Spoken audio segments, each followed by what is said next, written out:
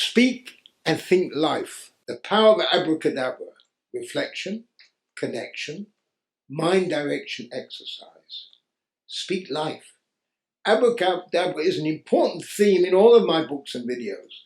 One of the reasons is that abracadabra is a recognized name. It is a word that has been used for hundreds of years. There's not one person on this planet who has not heard this word. Abracadabra is whatever language they speak, unless they live somewhere in the jungle. Many people look forward to a great show under this name. What does this actually mean? Abracadabra means I will create what I speak in ancient Aramaic. That is how the world was created, through the words alone. Everything is words. Words have power and must be taken seriously. Words make us happy. Words can destroy. Words can build up. Abracadabra happens to be very important when challenges and chaos hit our personal lives or the lives of those who are close to us. When we experience loss, how we speak is the most important thing. A doctor can tell a sick person they can treat their illness. However, if the patient speaks negatively, they're internalizing the negative thoughts and feeling they can no longer expect the operation, the course of medicine, or the recovery process to work. Many times, both myself and people close to me have been in a 50-50 situation, where there's a 50% chance of success and a 50% chance of failure. Anyone who's been through a heart or cancer problems knows exactly what I'm talking about. That 50-50 can turn out to be 100%. What swings it to 100% is the way you speak. The way you speak is an expression of how you think. The words that you articulate become your thoughts. Negative utterances being negative energy. And negativity affects you on a physical, mental, and spiritual level. We should eliminate any word that is not positive from our vocabulary. It makes an extremely big difference. We should not listen to anyone who is negative. We should not say anything negative. Only then we have a chance to recover. We should choose to focus on the positive. We ought to make a list of all the benefits we obtain from an accident. We should focus on the bright side of an illness, missing a flight, falling off a chair, and not being able to go out in the street. After all, we are living in a dangerous world today. How many people just walk innocently along the road and have someone stab them? How many people are affected by a terrorist throwing a bomb, a fire breaking out, a building collapsing, or a crash? If you're ill and sick in bed, you're going to miss all of that. So isn't that a blessing too? We may never know the reason why things happen to us, but they happen for a reason. It is magic working in our lives. The challenge in our lives that we're actually going through is a blessing in disguise. They are best things that could possibly happen to us. How very few lack the vision needed to perceive this. Very few remain calm and relaxed. Allow me to share one of the personal challenges I had to go through with you. I unfortunately went through a major heart attack. And it was in time I saw the reality. The big boss wanted me to carry on. One day, despite feeling extremely tired and not very well after a long day, I decided to go pray at the synagogue across the road. It was 9:20 in the evening. Normally, one sits and eats and relaxes at this time of the day. But I was determined to go. I don't know why I had this determination. At the synagogue, I suddenly felt a sharp pain in my chest and started sweating. I did not treat it as something dangerous, though I had an urge to go to the bathroom. I was told afterwards that most people die from a heart attack. They die in the bathroom because they are by themselves and no one can help them. Well, in this particular synagogue, there were 13 toilets, which all happened to be taken. All the doors were locked. Usually there's at least one that is open, but not this time. So I went back to the main hall. The two people who were standing next to me looked at me and said, "You are sweating. You must be in pain. We think you've had a heart attack. Would you like to go to the hospital?" They told me that they worked for the emergency service and had parked the ambulance outside to come and pray. I was still feeling positive. I thought to myself, this is great. Thank Hashem that they were here. I did not think negatively as to why this is happening to me. Soon I was lying down in the ambulance. Previously, whenever I heard the siren of an ambulance wailing as it tried to make its way through the traffic, I used to think that the blaring siren was the most frightening thing for the poor patient inside. Not this time. To my surprise, it actually had a calming effect on me. I knew that we were getting me through as fast as possible.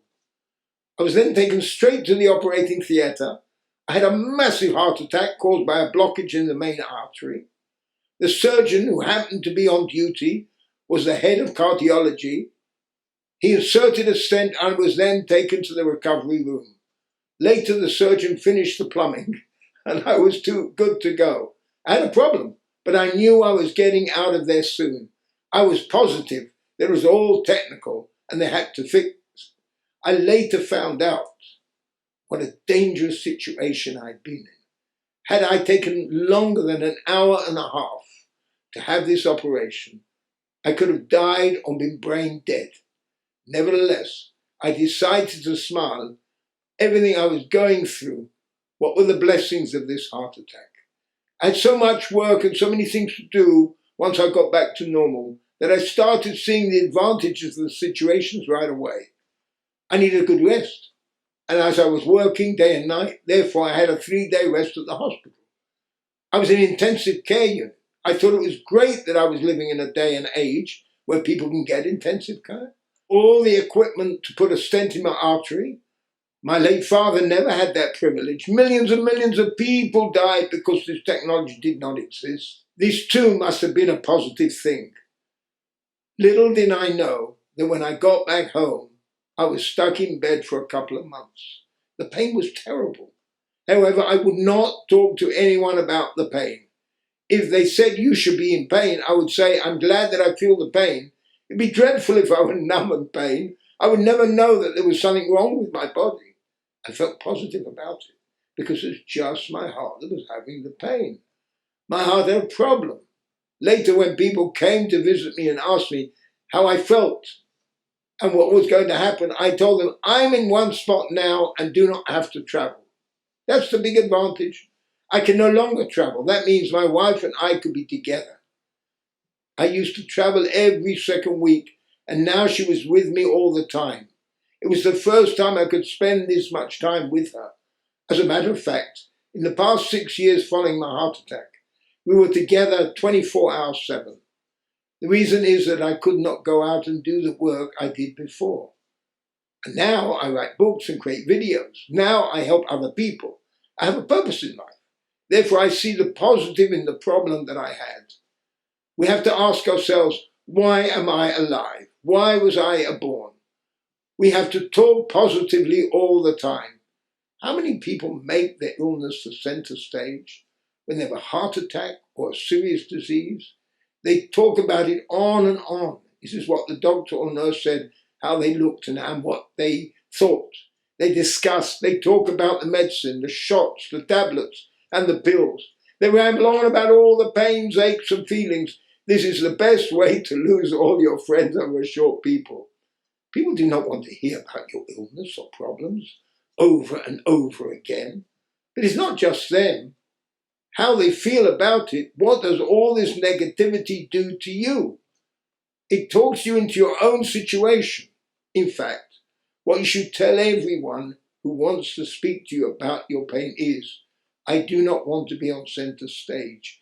Just remember, I have 57 trillion cells in my body. How much do you think my heart takes up? How much will my brain? So it's only on a limited area. The rest of my body works together in harmony. Isn't that too a good thing? They don't know what you're going through. Listen to them. Focus on all the positive things and embrace them. Beautiful things. They start to happen when you choose to concentrate on the positive. Abracadabra is a great secret. Talking positively and using positive connotations is your internal dialogue. This will give you the chance to live a positive and fulfilling life. Concentrating on your illness and talking about it all the time, however, takes away all of your power and denies you the chance to transform your life in a positive way. Living this lifestyle is extremely dangerous as it can impede your immune system. It can lead to depression. You will start losing your confidence and your health will start deteriorating. Or reach a point where you may even think you're going to die. Everyone dies eventually. If they do not die from an illness, they might die from an accident or something unique happening. Perhaps someone blows them up. There are many different ways. Why are you any different? So do not speak death over yourself. Speak life. Nobody gets out of this world alive. Abracadabra is a secret for success. If you want to do something new in business or study, take a course, advance life. Have a special someone to fall in love with. No matter what it is, if you're absolutely convinced it's going to happen, speak it and it will. People will gather around you because you are being positive and realistic. The reality is that our lives can turn negative as well. However, your job is to focus on the positive and speak it into existence. Think life. Abracadabra not only means I will create as I speak, but it always refers to a positive thinking and looking on the bright side of life. Despite all the great challenges we face, I'm going to tell you a beautiful story which also speaks to the power of abracadabra. This story is applicable to all types of illnesses. It applies to those confined to their beds and those who may never get out of the hospital alive. It could apply to you or a member of your family. Keeping this story in mind will give you a lot of help and encouragement and guidance. The story is about a cancer ward where there were 6 men. Their beds were placed around the room, and they all knew that soon they would have to leave this world, and their beds will become vacant. And they all had lived good lives. They had all lived their lives to the fullest. They had all their dreams, visions, and successes. However, today they needed encouragement. Their families were to come to visit them, but usually they were very tired. Sometimes they were grateful for the visits, while other times it was more of a burden. Most of the time, however, they were by themselves, within themselves, in their own inner worlds. They would think and dream of the past, but not about the present. It's an extremely important point. That is why I'm bringing you this story. One of the 6 men, who happened to be a psychiatrist, was assigned to a bed in some sort of alcove with no direct view from any of the other beds. As soon as he got the bed, he shouted out with joy, "Just look this! I'm right next to a window with a panoramic view of the streets and the park. I'm going to have so much fun. I no longer have to stare at you guys in bed all day. I can see the outside world, the world we miss so much. There's a beautiful park down there. There's a couple of children are playing in the park, enjoying the outdoor space. Would you like me to tell you what is going on out there?" Of course, everyone in the room was interested and curious to hear more. They could no longer go for walks in the park. They could no longer do all the things that they used to enjoy. They were stuck in their bed and all they could do was imagine things based on the experiences that they had before. So he started telling them. They were starting to have a picnic with their mothers.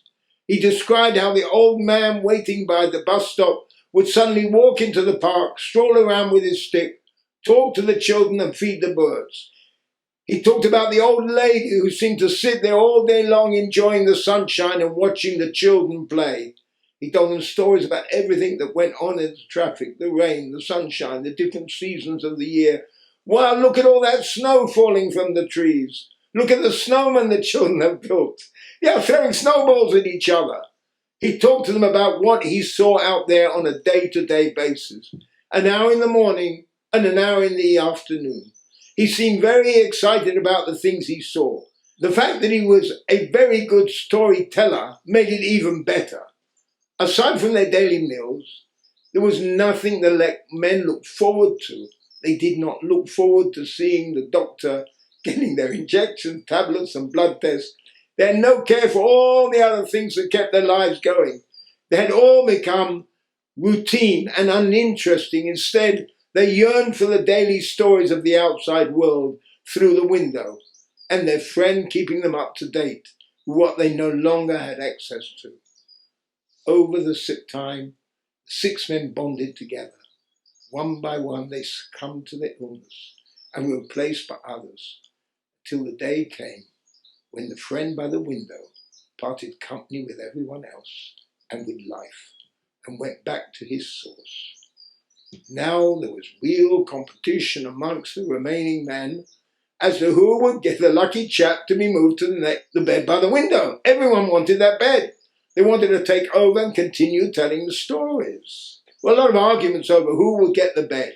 But of course the men were incapable of getting out of their beds. They discussed it with the doctors and nurses, and even offered to give them presents in return for the bed by the window. The staff had a meeting and discussed what they were going to do.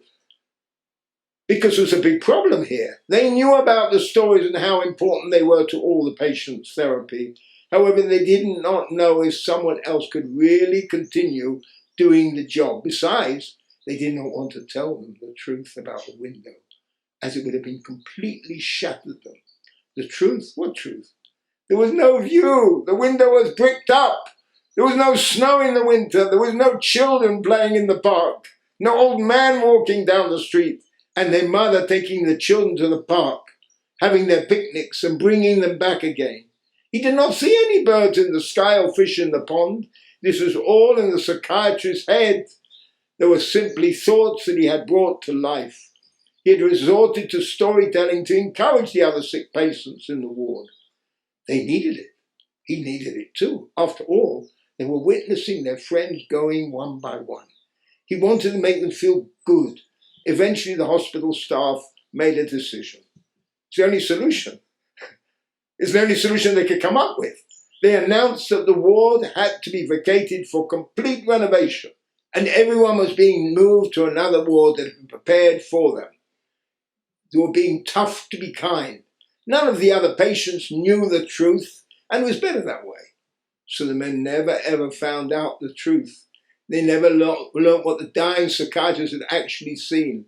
They never found out there was no window. That is what is powerful about this beautiful story. So we should use it in our imagination to dream up things that are not there.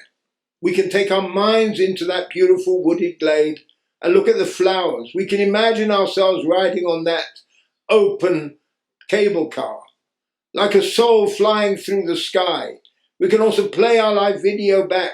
We can imagine that we're in the different places that we have been to in our lives. At home, a party, celebration, a concert. We can lie there and actually listen to the music, whatever type of music we enjoy. If you have a fancy for a specific art gallery, you can imagine yourself walking around that art gallery. I did that when I had my heart problems. We used to visit this beautiful art gallery whenever we went to Switzerland. It was in Geneva. I'd been there so many times that I actually could take a walk around and look at the pictures that I was familiar with in my mind. It felt so good because I transported myself back in time and brought that into the present. That is what we have to do all the time. We should not sit and think about all the pain and problems that we are going through at the moment. It is how we should deal with our sick relatives. If someone is going through something, we have to sit them down and ask them, tell us about something fun in your lives, the things that you have enjoyed. They should tell us about the art galleries that I've been to, the music they have listened to, the games they have played, the tennis matches they have had. They should talk about their favorite holiday resort that they had visited. They should talk about whatever it is that brings a smile into their hearts and minds. That is abracadabra. It is positive thinking. It's absolute certainty. It transports us back to the divine mode where there is no difference between time, space, and motion. In fact, time, space, and motion are all one. In tough and difficult situations, we should fully realize the power of abracadabra, make use of its power, and reflect on where we stand. Abracadabra. How can we make use of abracadabra in our everyday life? First, we have to reflect on where we want to be. We then start to connect to the divine above. who's above time, space, and motion. Following that comes a mind direction exercise, in which we direct your mind to what we are seeking in life. The exercise will help us feel relaxed right away. You see, many of us having imbalances and blockages in certain parts of our body. The energy does not flow through us in a natural and harmonic way. Disruptions in the flow of energy within our body leads to illness, stress, or discomfort. They cause depression and attract all sorts of negative things into our lives. They are the reason why we have pain in our shoulders or feel tension in our hearts. We are going to eliminate those blockages and we're going to allow everything to flow smoothly. It can take time, but it's doable. Therefore, instead of thinking about your problems, I want you to forget about them. They no longer exist. Paint a picture where you want to be in your mind. Paint the outcome. It could be a happy marriage, finding a good husband or wife. It could be getting the job that you like. It could be a business deal or the type of house that you want. It could even be the car that you have set your sights on. Paint the picture of whatever it is you want in your mind. Do not think of the current problem at all. It does not exist. When you paint that picture in your mind and focus on it, you will find that suddenly lifting yourself away from the center stage, you are now looking at other people, life, and things differently because you are concentrating on that picture. I want you to sit comfortably in your chair. Inhale deeply through your nose. It's just you and I here at this moment. I want you to relax and stare at the blue in front of you. All you have to do is to stare at the blue while I'm talking to you. You'll find your eyes fluttering a little bit, but do not close them just yet. Keep on staring and listening to my voice. I'd like you to concentrate on the blue while listening carefully to my voice. Now allow your eyes to close slowly. However, you'll be perfectly conscious of everything that is happening. As I count down, you will gradually relax every muscle and nerve in your body. Your eyes will be closed at all times, but you will be wide awake, aware, and entirely in control of yourself. Continue to concentrate on my voice.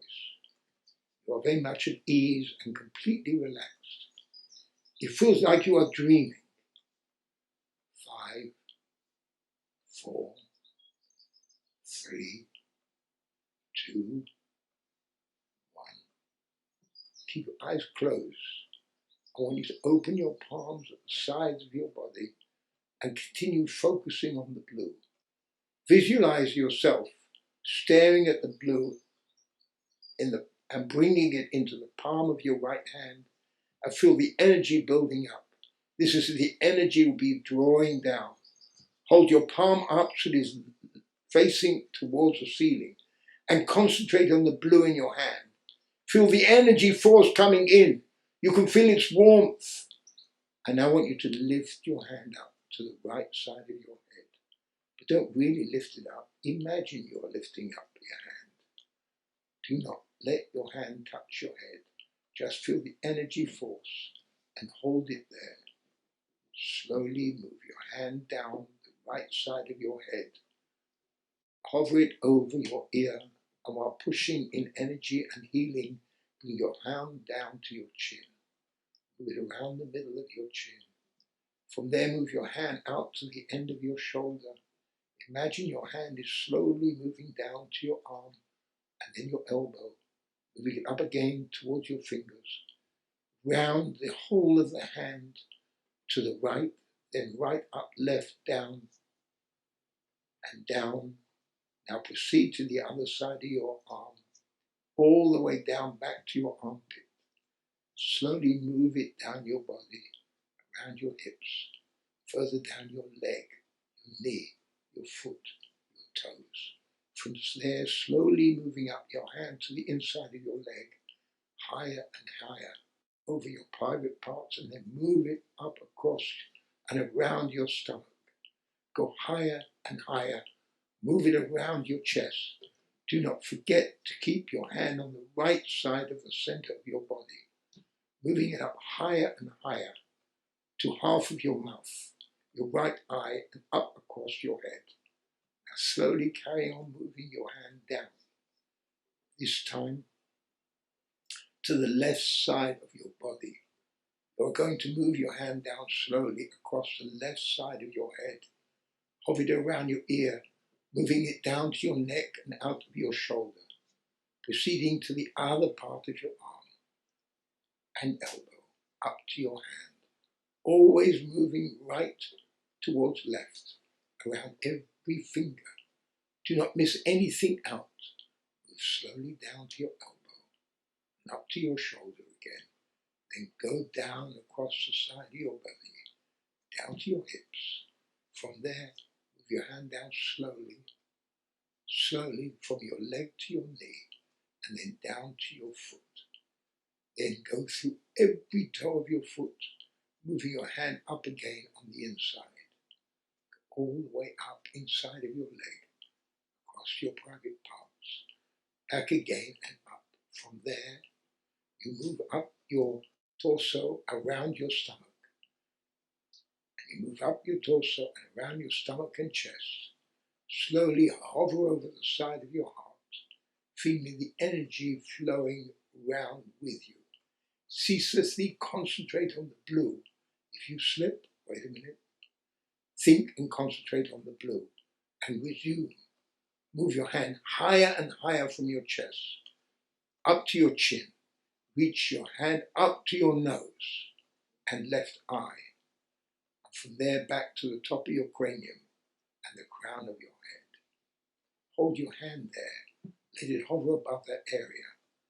Allow the energies to flow through your body. Feel the energy straining it all away, and now you want to think of that picture you painted in your mind.